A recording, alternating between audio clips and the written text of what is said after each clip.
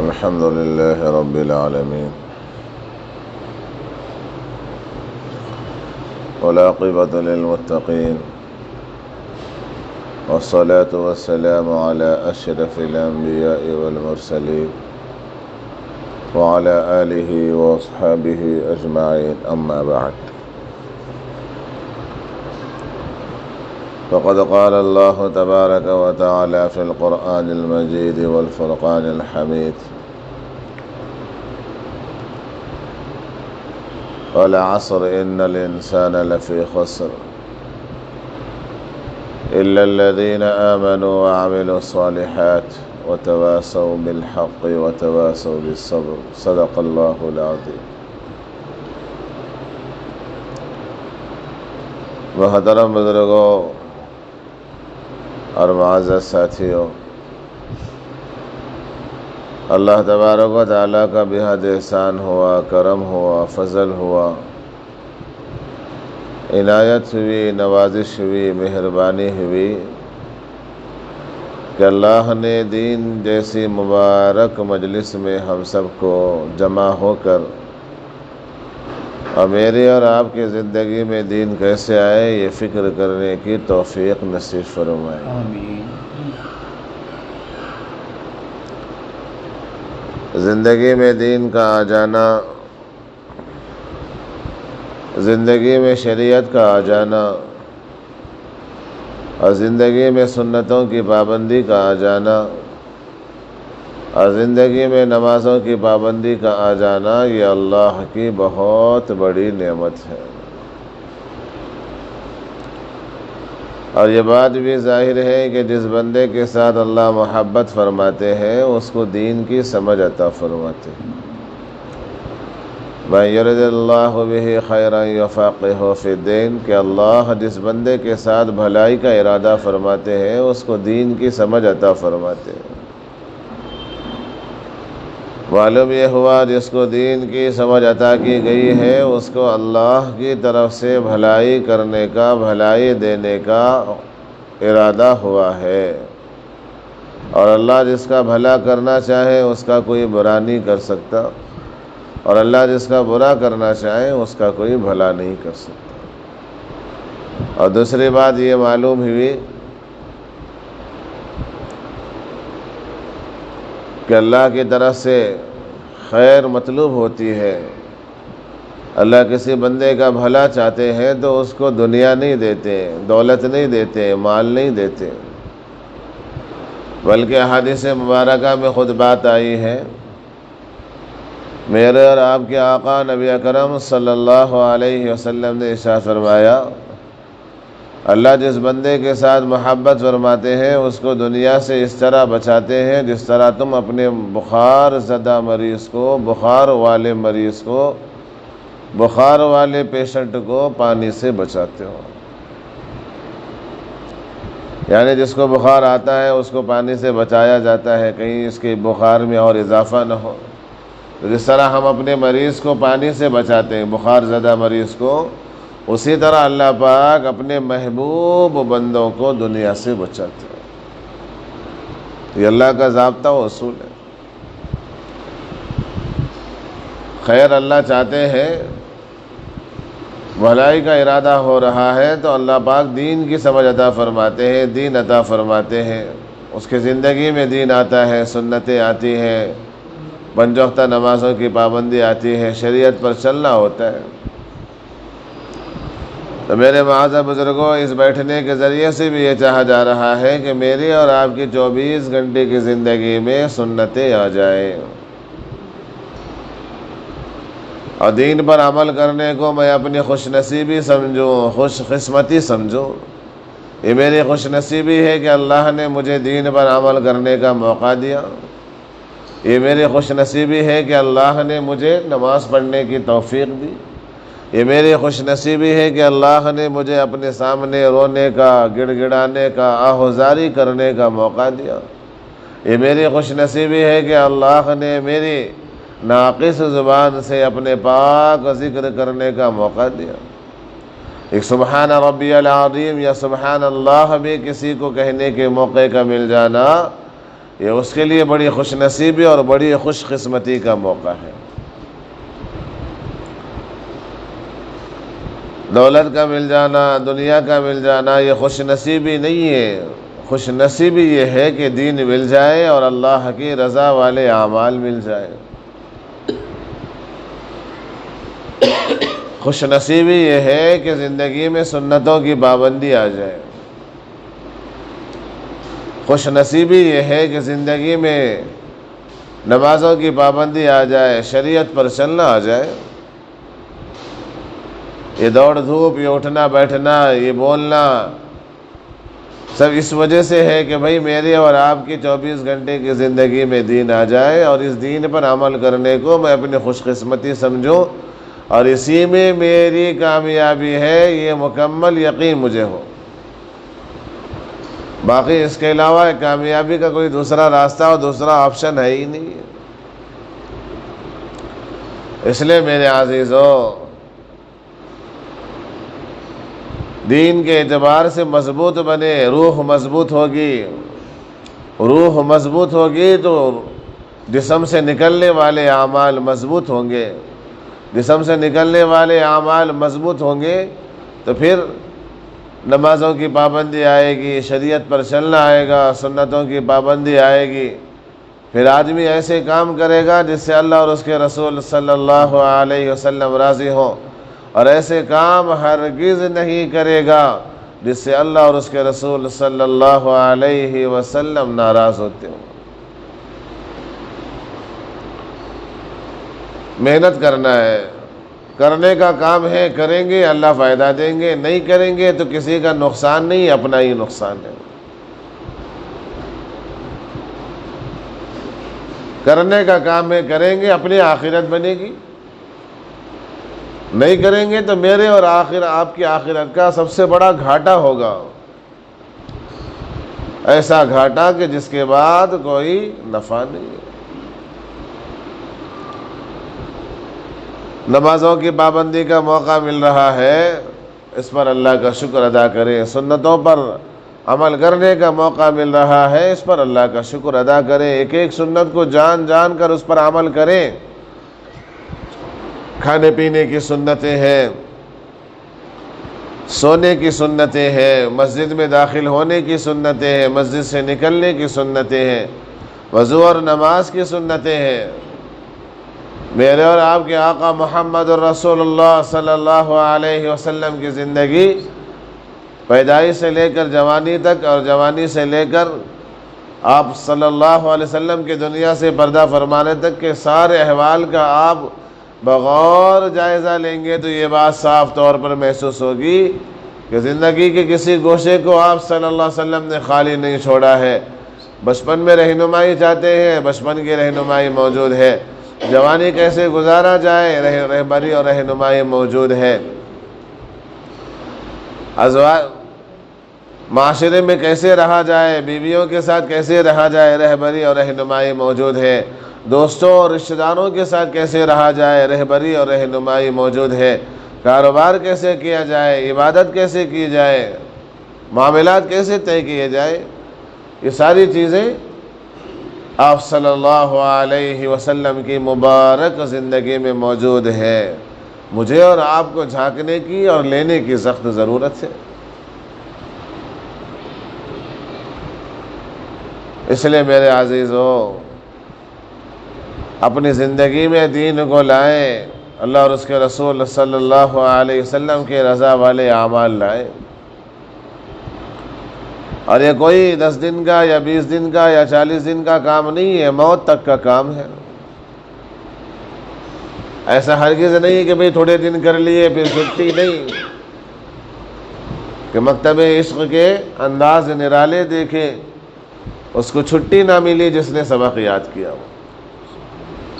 دنیا کا دستور کیا ہے؟ جو سبق یاد کرتا ہے، جو سناتا ہے، اس کو چھٹی ملتی ہے، لیکن عشق کے مکتب کا انداز ایسا ہے جو یاد کرے گا اسے چھٹی نہیں ملے گی۔ مطلب کیا ہوا؟ جو یاد کرے گا، جو دین پر چلے گا، جو دین کے لیے محنت کرے گا، اس کے لیے آرام نہیں ہے، چھٹی نہیں ہے۔ اور بات بھی ہے کہ دنیا آرام کی جگہ نہیں ہے، آرام کی جگہ تو جنت ہے۔ اللہ نے آرام کو جنت میں چھپا کر رکھا ہے، لوگ دنیا میں تلاش کرتے ہیں، اس لیے پریشان ہوتے ہیں۔ الدنیا مزرعۃ الآخرہ، کہ دنیا آخرت کی کھیتی ہے، اپنے آخرت بنانے کے لیے میں دنیا میں آیا ہوں۔ یہاں آج جو بیج بوئیں گے وہ کل کاٹیں گے، نیک اعمال والا بیج بوئیں گے، کبھی نہ ختم ہونے والا ثواب ملے گا۔ برے اعمال والا بیج بوئیں گے تو کبھی نہ ختم ہونے والا عذاب ملے گا۔ یہ دنیا عمل کی جگہ ہے، دار العمل ہے، اور آخرت دار الجزا ہے۔ یہاں عمل ہے، بدلہ نہیں، وہاں بدلہ ہے، عمل نہیں۔ تو دنیا عمل کرنے کی جگہ ہے، اپنے اپنے اعمال کر کے، نیک عمل کر کے اللہ کو بتانا ہے کہ ہم اللہ سے کتنی محبت کرتے ہیں، دین سے ہمیں کس طرح عشق ہے، سنتوں سے ہمیں کتنی محبت ہے۔ محبت والے آئے، کردار والے آئے، اخلاق والے آئے، دیندار آئے، اور اپنے اپنے جوہر دکھائیں۔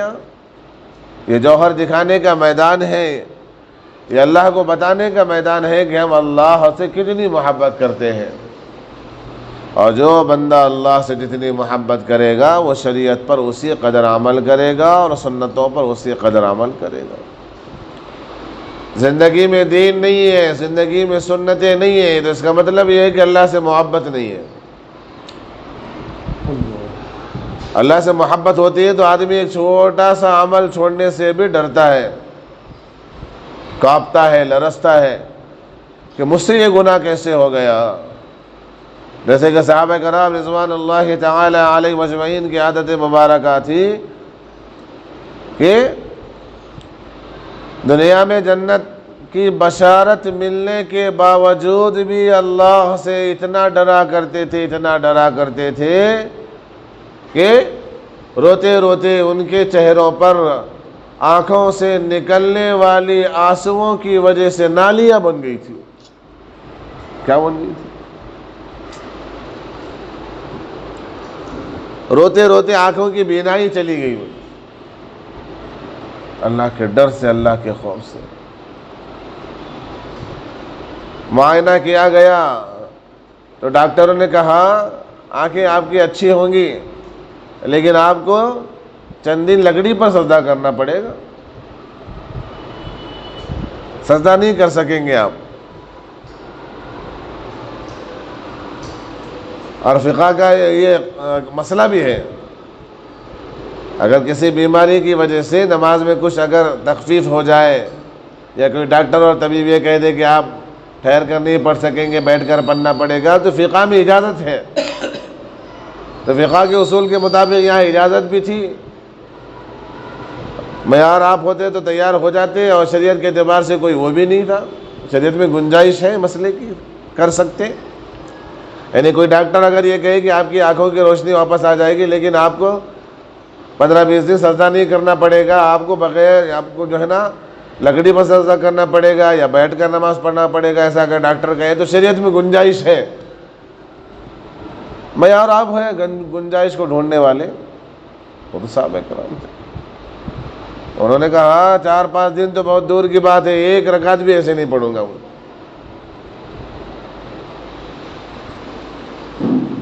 معلوم کیا ہوا؟ عمر بھر بینائی کو برداشت کر لینا، اندھا ہو جانا ان کو گوارا تھا، لیکن نماز کی ایک رکعت بھی لکڑی پر سجدہ کرنے کے ساتھ پڑھنا یہ گوارا نہیں تھا، حالانکہ وہ نماز بھی درست ہے۔ تو میرے عزیزو، جس کے دل میں اللہ اور اس کے رسول صلی اللہ علیہ وسلم کی محبت ہوتی ہے وہ گنجائشوں کو نہیں ڈھونڈتا، وہ تو رضا کو ڈھونڈتا ہے۔ وہ لوگ عبادات میں تکلیفوں کو تلاش کرتے تھے، مشقتوں کو تلاش کرتے تھے کہ بھئی عبادات میں جس قدر زیادہ تکلیف ہوگی اسی قدر زیادہ ثواب ہے۔ آج میرا اور آپ کا بدن اور جسم عبادات میں راحت کا مطلوب ہو گیا، راحت ڈھونڈتے ہیں، آسانی ڈھونڈتے ہیں۔ نماز پڑھنے کے دوران تیریں لگ رہی ہیں، زخمی ہو رہے ہیں، پھر بھی نماز توڑنے تیار نہیں۔ دو صحابہ کی نگرانی تھی جنگ کے موقع پر کہ رات میں کون نگرانی کرے گا، دونوں حضرات نے ذمہ داری لے لی، اور دونوں حضرات کے درمیان مشورہ ہوا کہ بھائی آدھی رات میں جاگوں گا، آپ سو جائیں، پھر آپ جاگیں گے، میں سو جاؤں گا۔ تو جس صحابی کی پہلی آدھی رات کی ذمہ داری تھی، انہوں نے اپنے دوسرے صحابی کو سلا دیا اور یہ نگرانی کرنے لگے۔ نگرانی کرتے کرتے نماز میں مشغول ہو گئے، اور نماز میں مشغول ہونے کے بعد دور سے دشمن کے ایک سپاہی نے دیکھا کہ کوئی چیز کھڑی ہوئی نظر آ رہی ہے، چیک کروں کیا ہے، درخت ہے، لکڑی ہے، تیر مارے، 2 سے 3 تیر لگے۔ یہ تیر نکالتے گئے، نماز میں اسی طرح مشغول رہے، لیکن جب خطرہ محسوس ہوا کہ بھئی کہیں آپ صلی اللہ علیہ وسلم نے جو ذمہ داری دی تھی اس میں کمی کوتاہی نہ ہو جائے، نماز ختم کر کے اپنے ساتھی کو جگایا۔ وہ ساتھی دیکھ کر پریشان کہ بھئی آپ نے مجھے پہلے کیوں نہیں جگایا؟ بولے کیا بولے کہ بھئی ہاں قرآن کی ایک سورہ شروع کر رکھی تھی، اس کو ختم کرنے سے پہلے میرا دل نہیں چاہ رہا تھا، اور بھی قرآن مزید پڑھتا، لیکن آپ صلی اللہ علیہ وسلم نے جو نگرانی کی ذمہ داری دی تھی اس میں کمی نہ ہو جائے، اس لیے میں نے آپ کو اٹھا دیا۔ وہ دشمن کا سپاہی ایک صحابی کی جگہ 2 صحابی دے کر بھاگ گیا۔ تو میرے عزیزوں، ان کی نمازیں ایسی ہوتی تھی، عبادات میں مشقت تلاش کیا کرتے تھے، خوش ہوتے تھے۔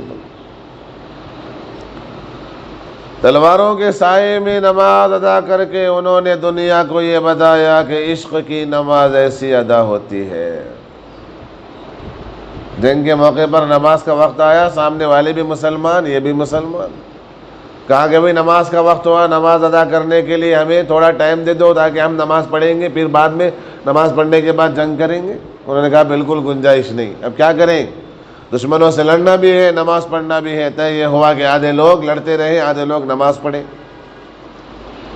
پھر لڑنے والے آ جائیں، پھر نماز پڑھنے والے چلے جائیں، نماز پڑھنے والے لڑیں گے، لڑنے والے نماز پڑھیں گے۔ کہاں ہو رہا ہے؟ جنگ کے میدان میں،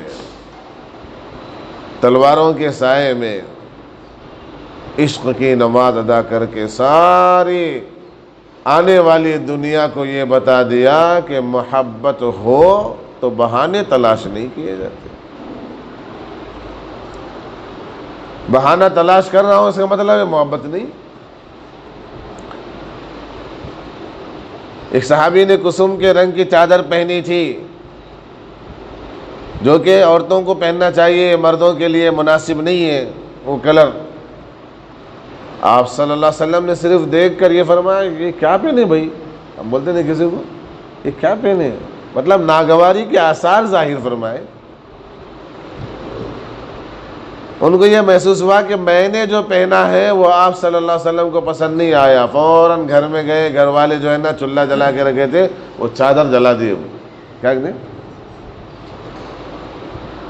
اور جلانے کے بعد دوسرے دن آپ صلی اللہ علیہ وسلم کے دربار اقدس میں حاضری ہوئی تو پیارے آقا صلی اللہ علیہ وسلم نے ان کے بدن پر اس چادر کو نہ دیکھ کر فرمایا وہ کل والی چادر کیا ہوئی؟ تو صحابی نے فرمایا یا رسول اللہ صلی اللہ علیہ وسلم جلا دیا، میں نے جلا دیا۔ تو آپ صلی اللہ علیہ وسلم نے فرمایا گھر میں مستورات کو کیوں نہ دے دی، عورتوں کے لیے تو کوئی مذائقہ نہیں تھا، لیکن وہ عشق والے تھے، محبت والے تھے، ان کے لیے اتنا سوچنا بھی ٹائم نہیں تھا ان کے پاس۔ یعنی مجھے میرے لیے پسند نہیں کرے کوئی بات نہیں، گھر میں کسی کو دے دوں کیا بول کے یہ سوچنے کا بھی ان کے پاس ٹائم۔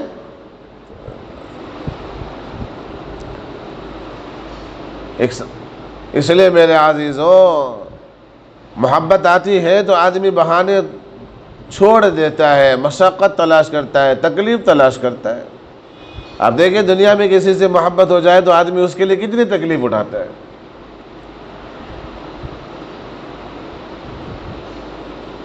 تو محبت میں امتحان مقصود ہے، اور امتحان جہاں مقصود ہوتا ہے وہاں تکالیفیں اور مشقتیں آتے ہی ہیں۔ اس لیے عمل کرنے میں، دین پر عمل کرنے میں، سنتوں پر چلنے میں، جتنے نیک اعمال کے کرنے میں اگر مشقتیں اور تکلیفیں آئیں تو گھبرانا نہیں ہے، پیچھے نہیں ہٹنا ہے، بلکہ ان تکلیفوں اور مشقتوں کے ساتھ وہ اعمال کرنے ہیں۔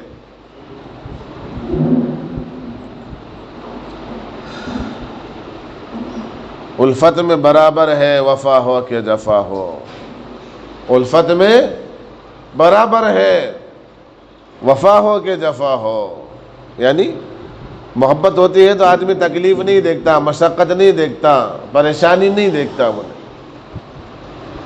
الفت میں برابر ہے وفا ہو کہ جفا ہو، ہر چیز میں لذت ہے اگر دل میں مزہ ہو۔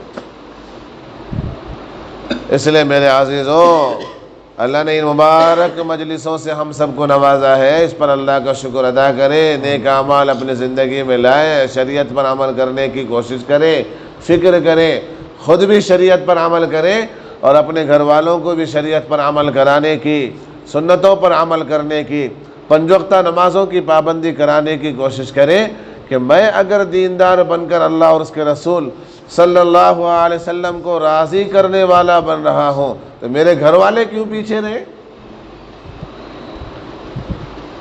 میرے گھر والے بھی اللہ کے رضا والے اعمال کرنے والے بن جائیں، ان کی زندگی میں بھی نمازوں کی پابندی آ جائے، سنتوں کی پابندی آ جائے، شریعت والے اعمال آ جائیں، نیک اعمال آ جائیں، اپنے ساتھ ساتھ اپنے گھر والوں کی بھی فکر کرنا ہے، اپنی بیوی بچوں کی فکر کرنی ہے، اپنے رشتہ داروں کی فکر کرنی ہے، اپنے عزیز و اقارب کی فکر کرنی ہے۔ یہ کام کرنا اور کرانے کا ہے، بولنے اور بلانے کا ہے۔ کرنے والے کو جو ثواب ہے، بول کر کرانے والے کو اللہ پاک وہ ثواب عطا کریں گے۔ اور کرتے کرتے مرنا ہے، مرتے مرتے کرنا ہے، جتنا کہا گیا ہے اتنا کرنا ہے، نہ اس سے کم کرنا ہے نہ اس سے زیادہ کرنا ہے، اور موت تک کرنا ہے۔ قدم ہے راہ الفت میں تو منزل کی ہوس کیسی، یہاں تو عین منزل ہے تھکن سے چور ہو جانا۔ اس لیے اسی لحاظ سے مغرب کے بعد تفصیل سے بات چیت ہوگی۔ آپ سبھی حضرات خود بھی بیٹھیں اور دوسروں کو لے کر بیٹھنے کی کوشش کریں، اور آنے والے ہر تقاضے پر لبیک کہیں، کریں گے میں انشاءاللہ۔ اللہ پاک عمل کرنے کی توفیق نصیب فرمائے۔ سبحان اللہ بحمدہ، سبحانک اللہم بحمدک، نشہد ان لا الہ الا انت